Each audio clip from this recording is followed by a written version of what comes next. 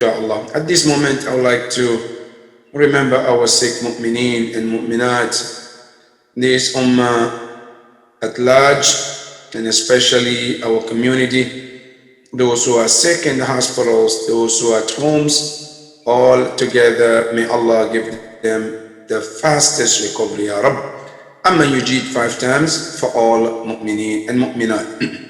أعوذ بالله من الشيطان الرجيم بسم الله الرحمن الرحيم اللهم صل على محمد وآل محمد أمن يجيب المضطر إذا دعاه ويكشف السوء أمن يجيب المضطر إذا دعاه ويكشف السوء أمن يجيب المضطر إذا دعاه ويكشف السوء أمن يجيب المضطر إذا دعاه ويكشف السوء أمن يجيب المضطر إذا دعاه ويكشف السوء صلوا على محمد وآل محمد اللهم صل على محمد وآل محمد. Also remembering our marhumin and marhumat, especially in our community, may Allah subhanahu wa ta'ala be pleased with all of them. Surah al-Mubarakat al-Fatiha. أعوذ بالله من الشيطان الرجيم بسم الله الرحمن الرحيم الحمد لله رب العالمين الرحمن الرحيم مالك يوم الدين إياك نعبد وإياك نستعين اهدنا الصراط المستقيم صراط الذين أنعمت عليهم غير المغضوب عليهم ولا الضالين بسم الله الرحمن الرحيم قل هو الله أحد الله الصمد لم يلد ولم يولد ولم يكن له كفوا أحد بسم الله الرحمن الرحيم قل هو الله أحد الله الصمد لم يلد ولم يولد ولم يكن له كفوا أحد بسم الله الرحمن الرحيم قل هو الله أحد الله الصمد لم يلد ولم يولد ولم يكن له كفوا أحد صدق الله العلي العظيم. As we continue to discuss about the fiqh rules,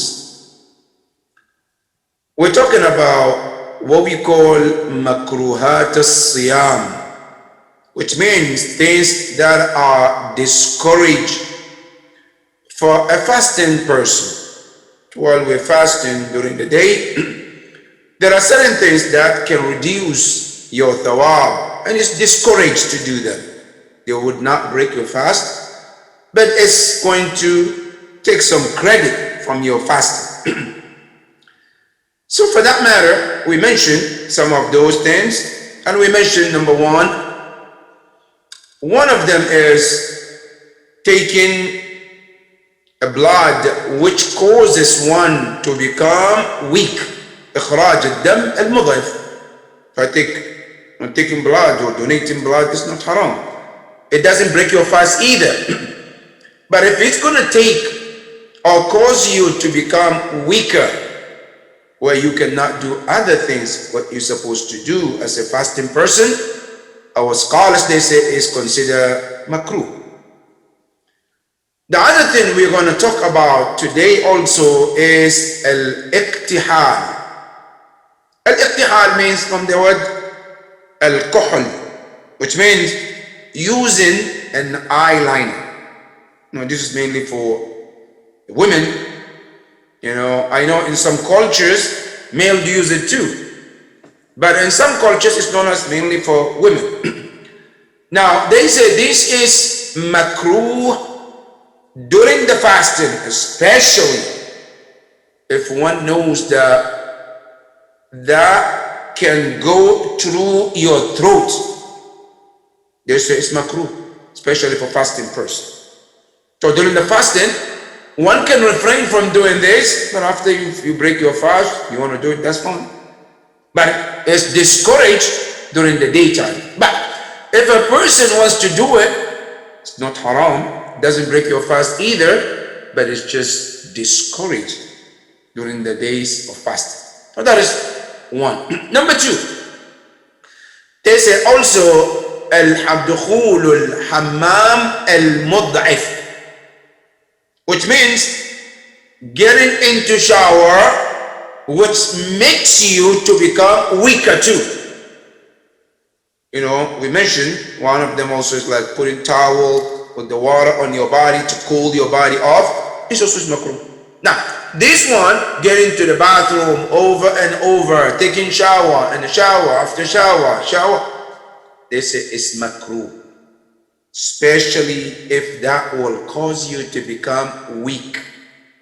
And the purpose is, during the month of fasting, one should keep the energy to do other things, like reading Quran, like reading dua, doing dhikr, salat, nawafil. All of these are what the Prophet recommended. Now, if other things like this, which is not that important, if I'm going to spend my energy on those things, Islam says it's makruh, because you're not using your energy during the month of Ramadan for the best purposes. And this also is considered makruh. So these are things that we should be watchful for during the month of Ramadan. They don't break your fast, but they are discouraged during the month of Ramadan. I pray to Allah subhanahu wa ta'ala to help us to do the best we can in this holy month of Ramadan, inshallah. Now, our tafsir, قال الله سبحانه وتعالى في محكم تنزيله بسم الله الرحمن الرحيم أفرأيت الذي تولى وأعطى قليلا وأقدى أعنده علم الغيب فهو يرى أم لم ينبأ بما صحف موسى وإبراهيم الذي وفى صدق الله العلي العظيم. Yesterday we talked about what we call sabab al-nuzul, the reason why these verses were revealed. And we mentioned two sabab, two reasons which the Mufassirin mentioned. One in relating to Uthman ibn Affan, who was using his money for charity, helping, until one of his companions, his family member, who's known as Abdullah bin Salam, who came and said, why are you giving your money? I'm worried you might not, after some years, you might not have that much money. Then Uthman ibn Affan said, I am giving because I want Allah subhanahu wa ta'ala to forgive my sins. They said Uthman ibn Affan, at that moment, that when they were talking, he had a camel along with some things on it, some items that he was carrying that camel. Then that companion, that family member said, I can guarantee you one thing. If you can give me your camel and whatever you're carrying on it, I will carry all your sins. And from today, you don't have to worry about it. I will be responsible in front of Allah. That is what he said. So, then Uthman ibn Affan accepted. So, okay, you can have the camel, you can have the belongings, all of these, and you become the responsible of my sin in front of Allah. Allah subhanahu wa ta'ala sent this verse criticizing this act. In other words, as if a Muslim is bribing someone to get away from what they have done. Like we do it in our world today. You know, I commit crime, but I have money, I can go bribe and get away with it. Tomorrow I'll be walking on the street as innocent. In the system of Allah, this doesn't work. So that ayah was revealed in that regard. Now, as sabab al-thani, the second cause of the revelation of this verse, they say it was Al-Walid ibn al-Mughira. Al-Walid ibn al-Mughira, he came and accepted Islam. And after he accepted Islam, he went back talking to his friends who are still idol worshippers, and they started criticizing him, and they asked him to come back to idol worship. And one of them also guaranteed that if you can give me some amount of money, whatever wrong you have done, I'll take care of it. And Walid left Islam and went back to idol worshiping, but failed to pay the money that he promised to pay this man to carry his sins. Now, whatever the case is, some Mufassirin believe, no, this ayah came and regarding both incidents. Both incidents happened, and Allah subhanahu wa ta'ala was addressing them together. So Allah subhanahu wa ta'ala said in this verse 33 of Surah Al-Najm, Ya Rasulullah, afara'ayta. This alif is called Hamzatul Istifham. It's a question Allah was posing to Rasulullah. Ya Rasulullah, afara'ayta, have you seen alladhi tawalla, who turned away from what? And tafsir, the first tafsir, ay imtana'a anil i'ta. He turned away from giving charity because he thinks somebody has now carried his load, so he doesn't have to give anything. Now, if we go to the second tafsir, Sabr Nuzul, they say no. أَفَرَأَيْتَ الَّذِي تَوَلَّى أَيْ تَوَلَّى عَنِ الْإِسْلَامِ. He left Islam for the sake of somebody carrying their burden, so they sin. Alright? And Quran says, وَأَعْطَى قَلِيلًا. And he only gave qaleel, something little. You know, sometimes we think that when I give 1, 2, 3, and it's enough. I've done enough.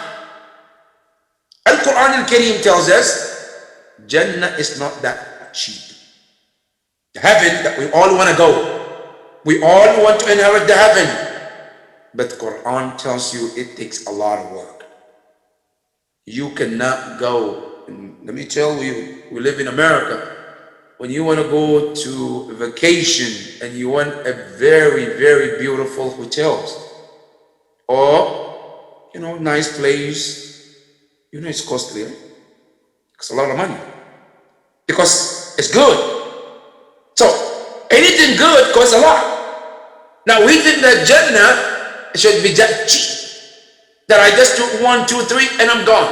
MashaAllah, khalidina fiha. No, it doesn't work like that. Jannah too is expensive.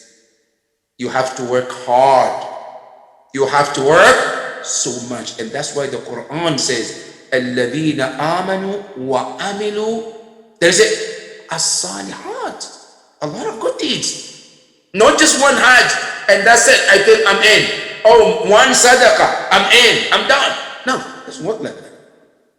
It requires a lot of good deeds. Even though, if you take the first Sabab al-Nuzul, which was Uthman bin Affan, which he gave a lot. You go to the history, he has given so much with his money, but still Quran calls it qalilan, little. They say وَأَقْدَى. Aqda from the word takadda or takaddi. At-takaddi means ay amsaka wa abkhal. Bukhul, became greedy. They didn't want to spend whatever he had. The actual word is come from the word salaba, to become firm in something, right? But then, because when someone does not give, he is firm with his money, keeping his money, protecting it. So it's called also at-takaddi. So, wa-akda ay bimana abkhal. When he became firm with his money or her money, doesn't want to spend it. Now, just to expand on this, you know, Islam is a very, very moderate religion. Islam is not the religion of at-tafriq wal-ifrat, which means less or even over. No. Islam is a religion of moderation. Now, question, I have money. How should I spend it? Should I give all of it to be considered generous? Or should I keep more to be considered generous? Which one? Allah subhanahu wa ta'ala tells Rasulullah sallallahu alayhi wa in Surah Al-Isra, Ya Rasulullah, this is what the teaching of Islam is when it comes to giving. He says to Rasulullah, وَلَا تَجْعَلْ يَدَكَ مَغْلُولَةً إِلَىٰ أُنُقِكَ. Ya Rasulullah, do not turn your hands around your neck. This is called, it's just an expression that Allah subhanahu wa ta'ala is talking about. Which means an expression of don't become a person who always want to keep his money, doesn't want to share with the fuqara, the poor people. And Allah says, وَلَا تَبْسُطُهَا كُلَّ الْبَسْطِ. Don't give all of it either. Allahu Akbar. Islam says, as much as Allah wants you to give, share whatever Allah has given to you. But there is also a responsibility to keep something for yourself, your family. Allah subhanahu wa ta'ala, you see, Islam is moderate in everything. Now, I'll give you more example. You go to Hajj, you sacrifice a lamb, sheep, goat, whatever you slaughter. Listen to the Quran, how you should share that meat in that part of the world. Allah subhanahu wa ta'ala said, فَكُلُوا مِنْهَا وَأَطْعِمُوا الْبَائِسَ الْفَقِيرَ. Allah subhanahu wa ta'ala said, yes, you slaughter these to do what? Part of your Hajj rituals. But Allah said at the same time, yes, فَكُلُوا مِنْهَا. Take some part of this meat for yourself. Some portion for yourself. Your family, right? And then he says, وَأَطْعِمُوا الْبَائِسَ الْفَقِيرَ. And then give the poor people. Now, I'm not in Hajj. I do sacrifice. Or Fuqaha says you divide it into 3 parts. Whether it's goat or sheep or cow, you divide it into 3. He said 1/3 is for you and your family. The second, also part of the 3, you give it to your close relatives, brothers, sisters, cousins, nephews, nieces, those who relate to you with blood, by blood. And the third part is you give to all other people, your neighbors, whether they are Muslim or non-Muslims, your neighbors who are friends, people you work with, you can be kind to them too. This is what Islam is all about. Alright? Now, Quran comes and tells you the ruling of Quran when it comes to giving. لا ينهاكم الله عن الذين لم يقاتلوكم ولم يخرجوكم من دياركم أن تبروهم وتقسطوا إليهم. Allah subhanahu wa ta'ala says, we don't forbid you to be kind and nice to those who did not fight you. Those who did not force you to get out of your houses. Talking to people of Mecca. Alright? أن تبروهم وتقسطوا إليهم, and be kind and just to them. So Islam doesn't want you to give everything you have for the sake of giving, and doesn't want you to also have everything and not share with others. No. That is the teaching of Islam. وَأَعْطَى قَلِيلًا وَأَكْدًا. Then Allah subhanahu wa ta'ala said, أَعِنْدَهُ إِلْمُ الْغَيْبِ فَهُوَ يَرَى. That's the person who thinks that I can give some little money here and there, and somebody can take my burden of sins. Allah says, does the person have ilmul ghaib, where he or she knows that that takes care of their sins? And they come Yawm al-Qiyamah clean, no questions, they walk to Jannah. Is that what they think? You have ilmul ghaib to know all of this? It's a question Allah is asking. A'indahu ilmul ghaib. Do that person, or does that person has unseen knowledge? فَهُوَ يَرَى, where he can see that Akhirah and Qiyamah, that everything that I have done is washed. Allah subhanahu wa ta'ala said, no, that's not how it works. In Islam, there are 3 important messages that we have to know in Barzakh or in Qiyamah. That's the rule of Qiyamah, and everyone is part of this. Number 1, every person is responsible for their sins and the action. Nobody comes Yawm al-Qiyamah away from their sins and somebody else carries them. No, it doesn't work like that. You know, in our systems in this world, it happens. Somebody commits crime, then for one reason or another, somebody end up being in jail for a crime they didn't commit. It happens so many times. Sometimes, no, somebody is innocent, but because they don't have money, A criminal has a lot of money, bribes the judge, the lawyer, or gets the expensive lawyers, right, who know how to turn the truth to false and false to truth, and they put the person who is criminal off the hook. And the innocent person end up being in jail. And we have seen that in many places, including in America. You know, people were put in behind the bars for so many years, and then after years they found, oh, he's innocent. Some of them, they spend their life in there. 30, 40 years was already gone. Now they realize that they're innocent. It happens. This is in this world. Yawm al-Qiyamah, nobody will carry somebody's sins for no reason. Never. So everybody, whatever we do in this world, Yawm al-Qiyamah, right? You and I will see our deeds, and not only we will see it, it will be next to you. Yawm al-Qiyamah would not leave you like your shade. يَوْمَ تَجِدُ كُلَّ نَفْسٍ مَا عَمِلَتْ مُحْضَرًا. The day that every human being will see what they have done, present. It would not go away. Stay right with you like your shine. You move, it moves with you. That's Yawm al-Qiyamah. Now, another ayah says, فَمَنْ يَعْمَلْ مِثْقَالَ ذَرَّةٍ خَيْرًا يَرَى. He will see it. يَعْمَلْ he will see what he done, what he did. That is Qiyamah. That's the rule of Yawm al-Qiyamah. So, the first rule, Yawm al-Qiyamah, every sin, every action, good or bad, every being will see. That's rule number one. Number two, every person, Yawm al-Qiyamah, has nothing other than what he or she has done.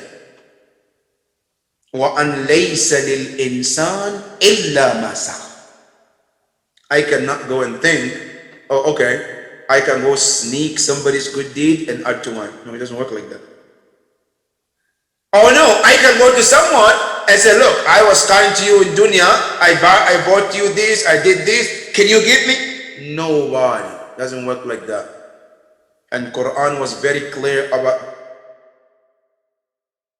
this in Surah Abas, when Allah subhanahu wa ta'ala is telling you, even the most important people in your life after Allah is your parent.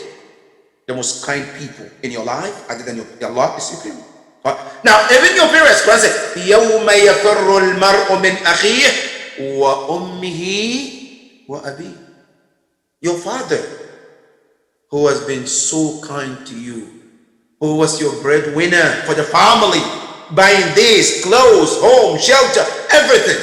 Yawm al-Qiyamah, I cannot stand next to you. Your mother, who carried you for years, carried you for age, for months, and then cared for you for years. Yawm al-Qiyamah, Quran says, wa ummihi wa abi. Now, in case somebody will okay, what about other people who might not be a parent, who might not be a parent, but they have done so much in my life? Allah subhanahu wa ta'ala said, they too. لِكُلِّ امْرِئٍ مِّنْهُمْ يَوْمَئِذٍ شَأْنٌ يُغْنِي. On that day, everybody had enough to deal with. Everybody has enough to worry about. That's the Quran. So, Allah subhanahu wa ta'ala tells you that Yawm al-Qiyamah, not only that nobody can carry your sin, also, you only get what you have done. Your deeds, if they are heavy, the Quran says, فَأَمَّا مَنْ ثَقُلَتْ مَوَازِينُ. You will see. وَأَمَّا مَنْ خَفَّتْ. If they happen to be light, you see that.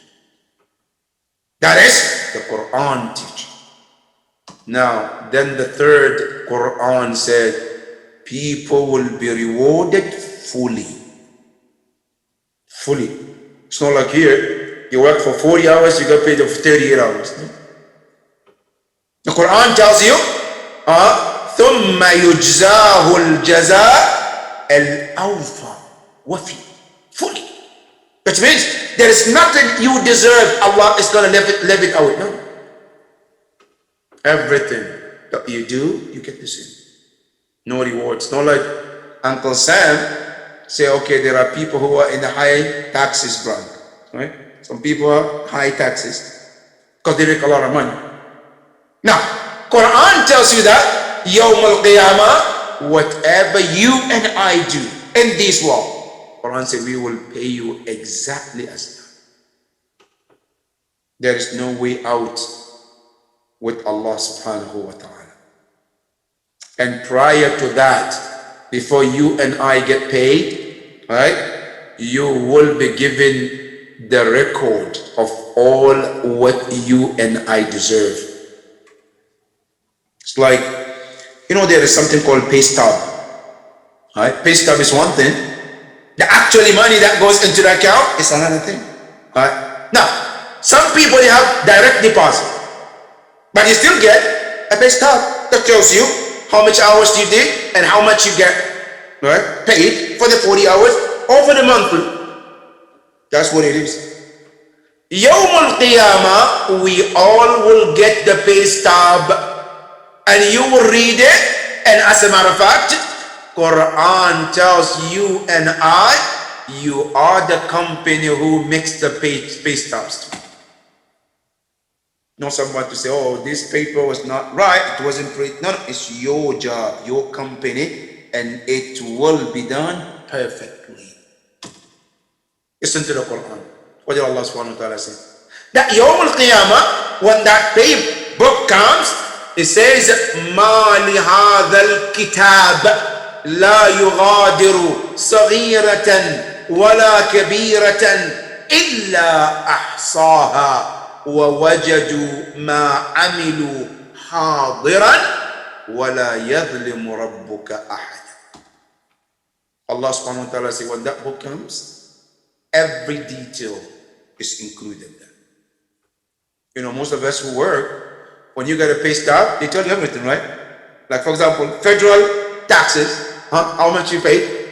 Then state tax, how much you pay, right? Medicaid, how much you pay. And then the net growth, and then the net worth tells you net pay. That's what it is. All the details is there. You know how much you make, how much was taken into taxes, and how much is in your account. Right? Now, you don't have to worry about finding it. It's all there in record. Allah subhanahu wa ta'ala said the same thing Yawm al-Qiyamah. But Yawm al-Qiyamah is even more. Not only there is in book, Yawm al-Qiyamah, Allah subhanahu wa ta'ala made our faces also tells everything about us. Your face, all the details is there too. That face, if a person is mu'min, right, not only says in the book that you read, right, it's also on your face, it tells it all. يَوْمَ تَبْيَضُّ وُجُوهٌ وَتَسْوَدُّ وُجُوهٌ. That's one ayah. Another ayah tells you, يُعْرَفُ الْمُجْرِمُونَ بِسِيمَاهُمْ. Mujrim, criminals, bad people. Allah said they will be identified by their face. Now, the angel doesn't need to come and ask you, can I see your record? Are you good? Like here, when you get stopped by the police, you have to show your license, and he has to get into the system to see who are you, if you're good. No. Yawm al-Qiyamah, those Allah's police, they don't need all of that. When they look at my face tells all about me. Let me tell you this, my dear brothers. In America, we have social security numbers that everybody's assigned to. Right? With this social security number, they can tell who you are, your record, everything. Now, Yawm al-Qiyamah, there is that number on your face. The angels, when they see, they can tell who you are. They don't have to enter any data, any number. They can tell from your face. And Quran says, يُعْرَفُ الْمُجْرِمُونَ بِسِيمَاهُمْ فَيُؤْخَذْ بِالنَّوَاصِي وَالْأَقْدَامِ. When they come, the angels of hellfire, they don't ask a question. From that face, they know. They grab the person, they take it. By the face, right? Now, al-mu'min, the same thing too. By the face, they can tell who you are. Allah subhanahu wa ta'ala says, سِيمَاهُمْ فِي وُجُوهِهِمْ مِنْ أَثَرِ السُّجُودِ ذَلِكَ مَثَلُهُمْ فِي التَّوْرَاةِ wal-Injil. Allah said, even in Torah and Bible, we put these signs there, that the good people can also be identified by their face. That is, yeah. So, the Qiyamah has these features, these rules, that no one can get away from it. We're all in the same line, Yawm al-Qiyamah. Allah subhanahu wa ta'ala said, nobody have been there to see how that world works, but Quran told you every detail you need. Then Allah subhanahu wa ta'ala said, in case we don't know, أَمْ لَمْ يُنَبَّعْ بِمَا فِي صُحُفِ مُوسَى وَإِبْرَاهِيمَ الَّذِي وَفَّى. Allah said, haven't they read the books of Prophet Musa alayhi salam? Suhuf, books, pages of Prophet Musa alayhi salam, which is Tawrat here, that also tells you that no one can carry somebody's sin Yawm al-Qiyamah. You know, Yawm al-Qiyamah, if a child was a bad child, Allah is not going to burn the father because of the child. No. No, if the son was good and the father happened to be a bad father, Allah will not punish the son because of the father's sin. No. Listen to the Quran. Allah tells you about Prophet Nuh alayhi salam and his son, Qan'an, son of Prophet Nuh alayhi salam, who was a bad child. When Nuh alayhi salam wanted to intervene, trying to talk to Allah, asking for forgiveness, Allah subhanahu wa ta'ala said, Ya Nuh, innahu laysa min ahlik. It's not part of your family. Alright? And this is something to think about. You know, when we say family, what do we call family in Islam? We call family people you relate by blood. If that is the case, that's what we call, but Quran doesn't call family like that. Alright? Now, a family is the one you share the same faith with. And Quran says this. Alright? إِنَّهُ لَيْسَ مِنْ أَهْلِكَ. Then Quran says, the reason why he is not your family, not because he doesn't relate with you by blood, but Quran says, إِنَّهُ عَمَلٌ غَيْرُ صَالِحٍ. Amal, his deeds, is the cause of what made him, Kan'an, not to be part of your family. Nuh alayhi salam couldn't help his son in that situation. Right? So that is what the Quran tells us, that in Yawm al-Qiyamah, Allah subhanahu wa ta'ala would not take somebody's good deed for someone, or take somebody's bad deed and add to somebody's bad deed, so we got punished. No. Allah subhanahu wa ta'ala says, Am lam yunabba. Have it, that person given the news of what? What the book of Musa alayhi salam contains. And then he says, Wa Ibrahim alladhi wafa. Haven't they heard about Ibrahim, the best example for mankind? For everybody. Ibrahim alayhi salam is an example for all of us. لَقَدْ كَانَ لَكُمْ فِي إِبْرَاهِيمَ وَالَّذِينَ آمَنُوا مَعَهُ أُسْوَةٌ. Allah said Ibrahim was indeed is an example for all of us. Ibrahim has worked so much, to the point where Quran made him to become Imam. You know, Ibrahim alayhi salam, our scholars, they said he did 4 important things in his life. 4 important things. Number 1, he was willing to give his body for the fire and the pleasure of Allah. His body to be burned in the fire as long as there is the pleasure of Allah into it. Allahu Akbar. And we saw about what happened. Him and Qarun, as they wanted to throw him in the fire. That's the first thing Ibrahim did. Number 2, they said, وَجَعَلَ قَلْبَهُ لِلرَّحْمَنِ. And his heart was solely and only for Allah. Nothing was in it. Ibrahim al-Khalil alayhi salam, when Allah told him, إِذْ قَالَ لَهُ رَبُّهُ أَسْلِمْ قَالَ أَسْلَمْتُ لِرَبِّ الْعَالَمِينَ. Allah subhanahu wa ta'ala called Ibrahim, submit and surrender. And he said, I surrender for the only Allah subhanahu wa ta'ala. From that day, the heart of Ibrahim did not contain anything other than Allah subhanahu wa ta'ala. Allah subhanahu wa ta'ala tells us about him, where he says, قُلْ إِنَّ صَلَاتِي وَنُسُكِي وَمَحْيَايَ وَمَمَاتِي لِلَّهِ رَبِّ الْعَالَمِينَ. Where everything that he does has no partnership with anybody but Allah. Anything. Salati wa nusuki, mahyaya, my living, my life, all was gift for Allah. That is Ibrahim alayhi salam.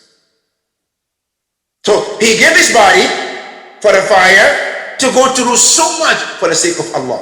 Which means, let me tell you, the body that we're talking about, which means not just the body, because the body of Ibrahim didn't burn in the fire. Allah subhanahu wa ta'ala says, Ya naaru kuni bardan wa salam. But what it means, he said, Ibrahim got out of his comfort zone just to please Allah. He got himself out of comfort zone. He can be comfort with his body, relax. He left all of that, put himself in a little bit hardship just to please Allah subhanahu wa ta'ala. And you can see so many examples of it. Ibrahim alayhi salam has traveled so many places. And all the trips is not for vacation, like you and I do. You know, I want to go see this part of the world. Ibrahim didn't do that. Ibrahim was born and raised in Iraq. Then he moved to Mecca, when Mecca was nothing but desert, to live there in order to build the house of Allah. He left there to go to also Palestine, where he is buried today, in a city called Khalil, which was mentioned by his name. Now, Ibrahim alayhi salam and other part of the world, Egypt he was, and other part, all of this just for the sake of Allah. And the lesson is, sometimes we have to get out of our comfort zone for the sake of Allah. That's the first part. And then let your heart be for only Allah subhanahu wa ta'ala. This one hadith al-Qudsi, where Allah subhanahu wa ta'ala says, قلب عبدي لا تسعني سماواتي وأرضي. Allah said, my heavens and the earth cannot contain me. ولكن يسعني قلب عبدي. But my servant heart, the small heart, Allah said it can contain me. And how can you contain Allah? When you invite Allah to your heart. That is number two. Number three, they said, Ibrahim al-Khalil alayhi salam وَأَعْطَى وَلَدَهُ لِلْقُرْبَانِ. Also giving his own son for sacrifice of Allah. That is Ibrahim. You know, his body and heart was with Allah. Now, his son is in love, he wants him, he loved him so much that he was willing to sacrifice for the cause of Allah too. Then they say the fourth one, وَمَالُهُ لِلْإِخْوَانِ.